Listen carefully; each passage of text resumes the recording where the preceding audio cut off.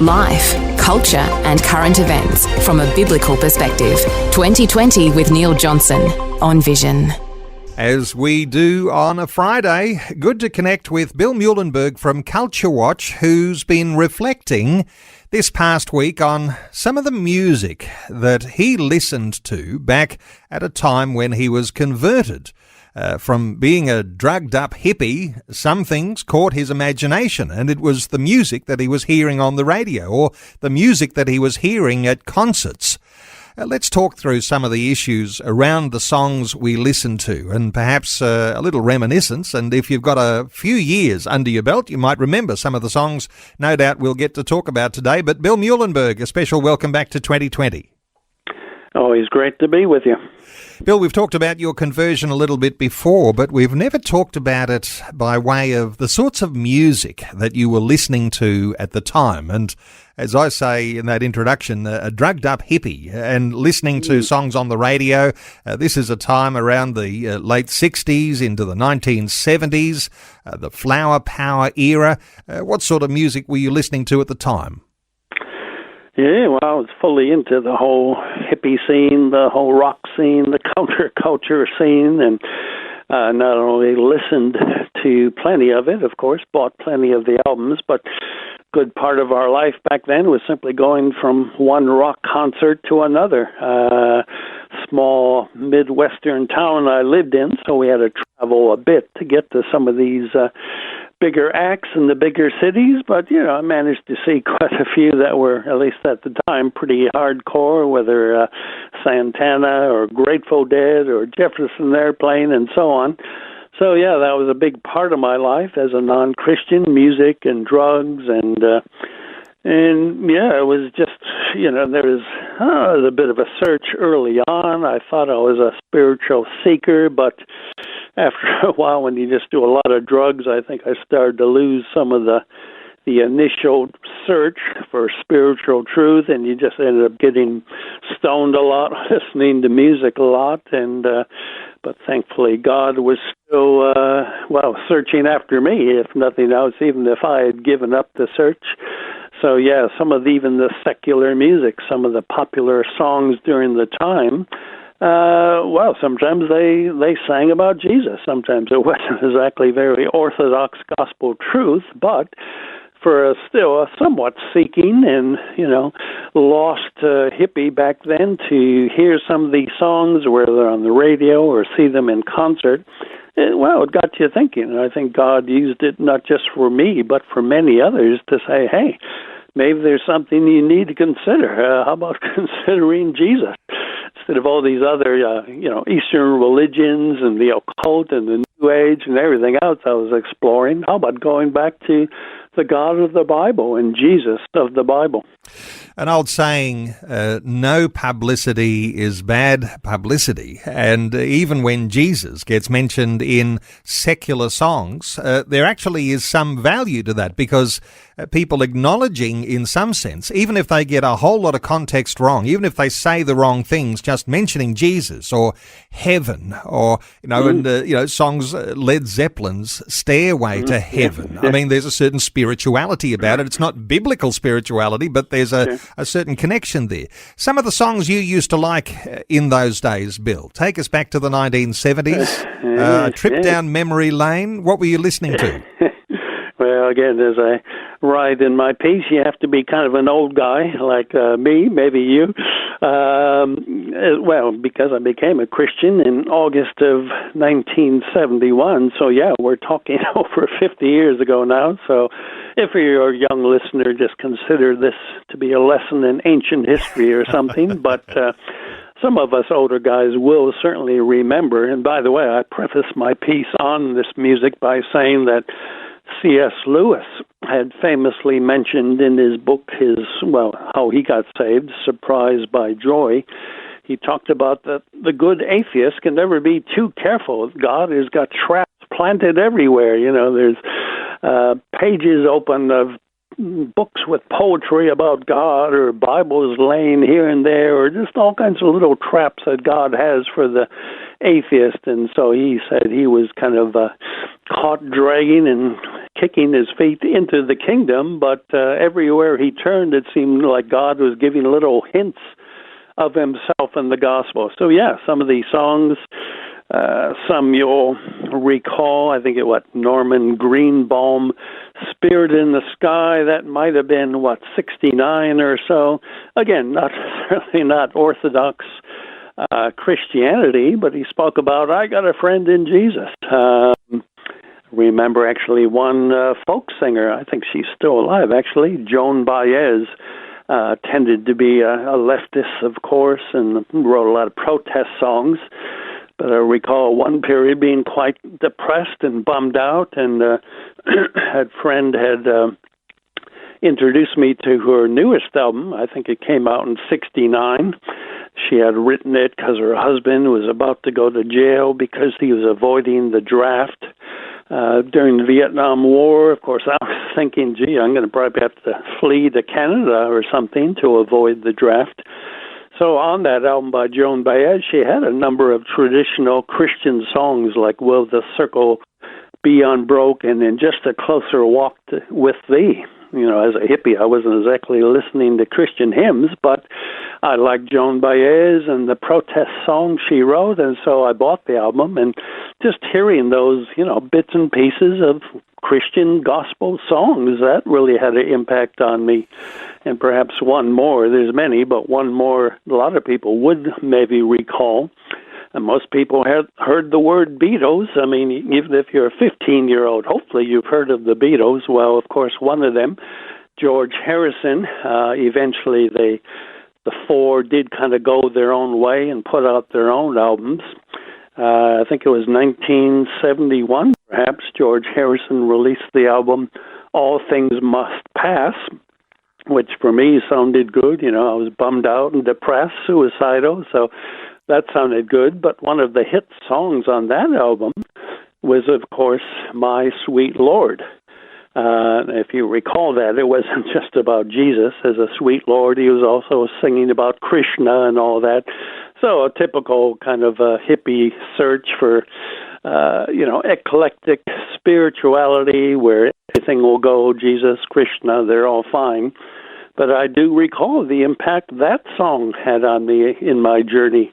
In fact, I recall once it came on a secular radio station when I was driving with a friend in the car.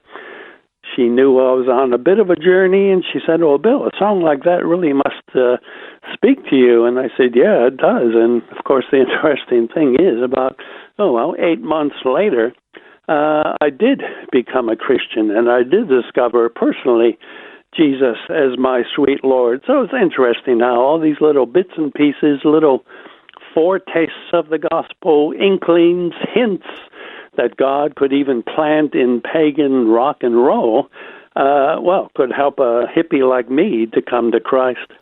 And a surprise, even shock, no doubt, when you hear the story behind, say, a George Harrison song like My Sweet Lord and its Hare Krishna connections, which were way, way off from where you would be going in your own discipleship and recognizing Jesus as your sweet Lord.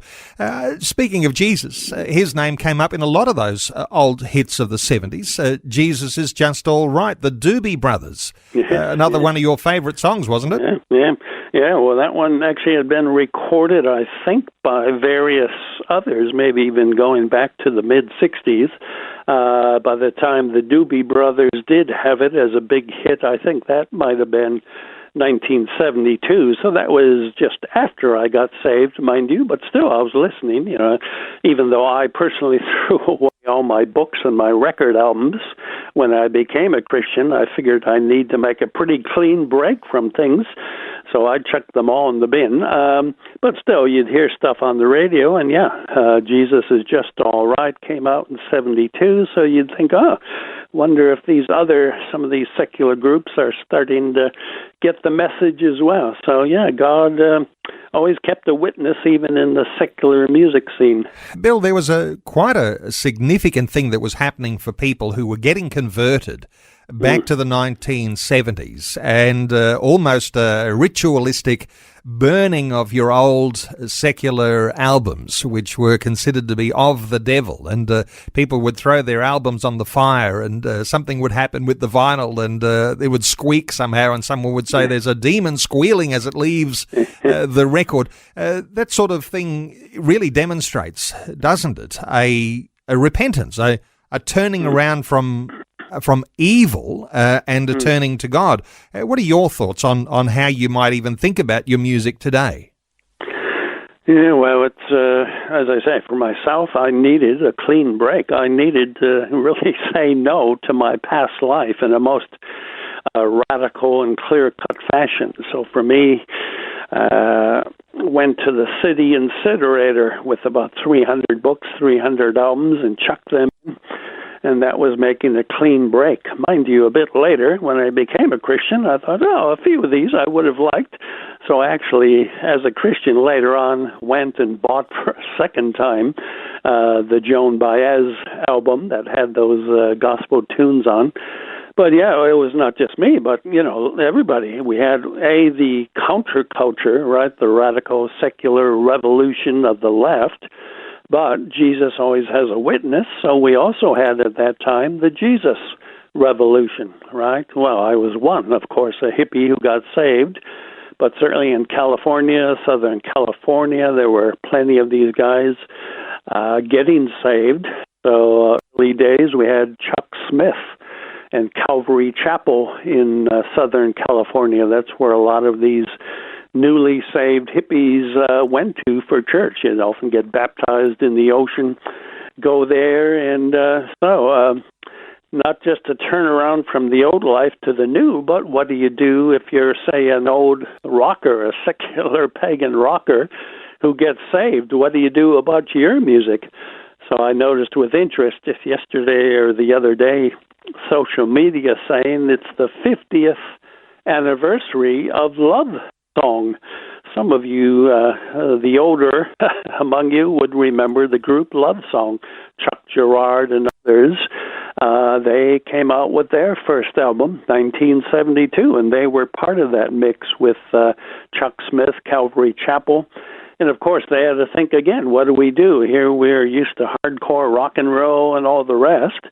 So they came out as a very quiet and smooth kind of acoustic group, as did many of the Christians who were just saved out of the hippie and the rock scene. They really kind of turned away from the hardcore rock and did a lot more soft acoustic stuff. Sure, eventually the Christian music scene just expanded, and you probably have every genre there is today, whether rap or you name it. And, you get hardcore Christian groups as well.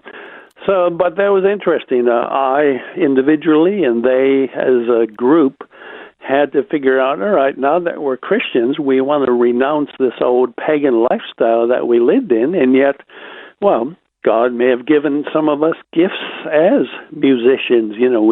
We used it to serve the devil before, and now we're trying to figure out as Christians how we can use these abilities to serve the Lord. In fact, there was one famous song by Larry Norman, why should the devil have all the good music?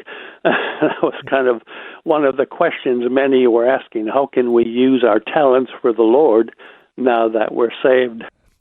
So the 50th anniversary of the group Love Song, and some listeners will remember Chuck Girard, and instrumental in the turning around of your own music focus, Bill, from those songs which were typically anti-God. In fact, in a protest movement, there were all sorts of things that were going on, no doubt, in the time of the late 60s into the 1970s. Let's just very quickly touch on things today, Bill.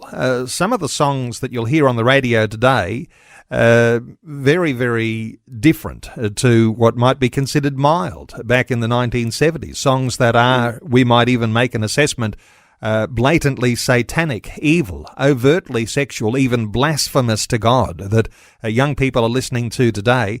The opportunity to hear a Christian song that might just make a difference in their lives. That's your testimony. It can continue to happen today in 2022. Yeah, exactly. Both are ramping up. Of course, secular music has gotten more and more hardcore in many ways, right? I even do a talk I give featuring a lot of songs over the last half century. It started off pretty innocuous, right?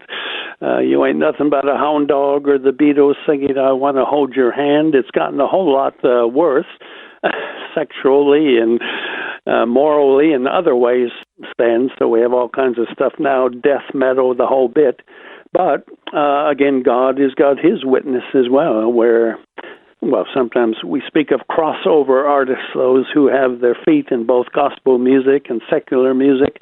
So God always will raise up people to point to himself, and that's the good news. Some of it's better than others, but again, as Lewis said, you have to watch out if you're trying to avoid God. Well, sometimes God will still sneak up on you anyway. So if you really want to be safe, I suppose turn your radio off and don't read books and the whole bit. But God is good. He does seek out his people, and may it long continue.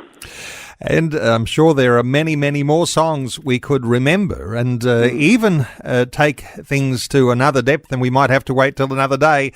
The thought that there might be even songs that are so evil, so bad, so obviously of the devil, they might also prick our conscience and turn us towards the God of the Bible.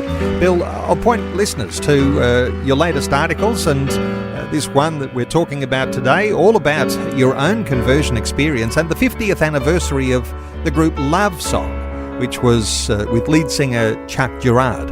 Listeners can find your article at billmuhlenberg.com or simply Google Culture Watch, one word. Bill, thanks so much for sharing your thoughts with us once again today on 2020.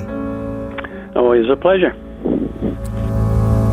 Little pilgrim, walking down the road of life, I find that in your heart you're just a lonely one. For you see, upon that very road, my search for good and truth had its beginning. You take a little turn to the left, and you see what that path has to offer you. Then you gotta make it back to the main road anyhow, and you have all that lost time to make up for. And it's a sad thing to realize that you're all alone, that you're on your own again.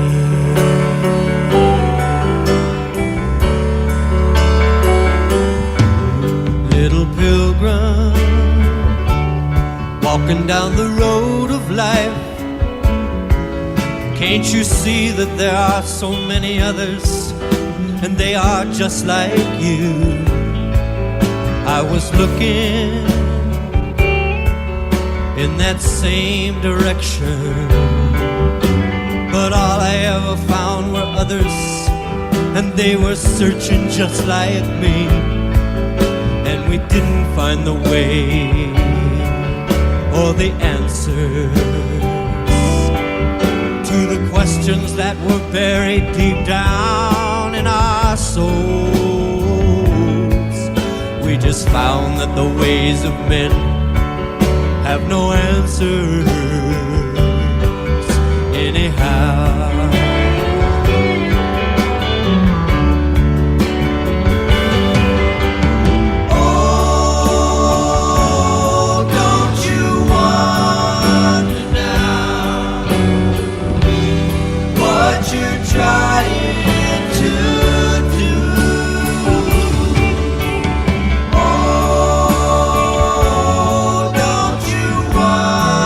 Wonder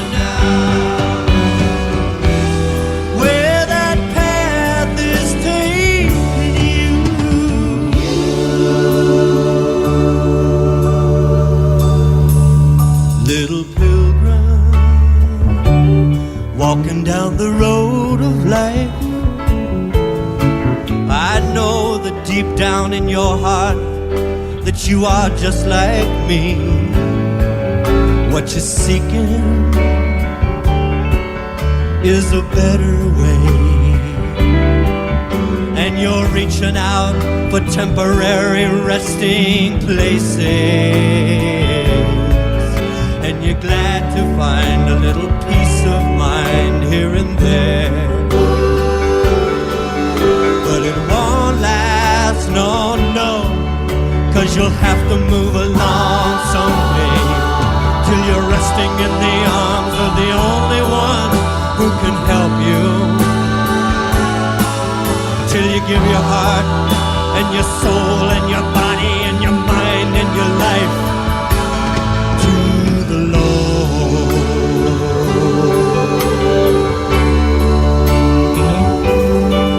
And it's a glad thing to realize that you're not alone no more, that you found your way back home.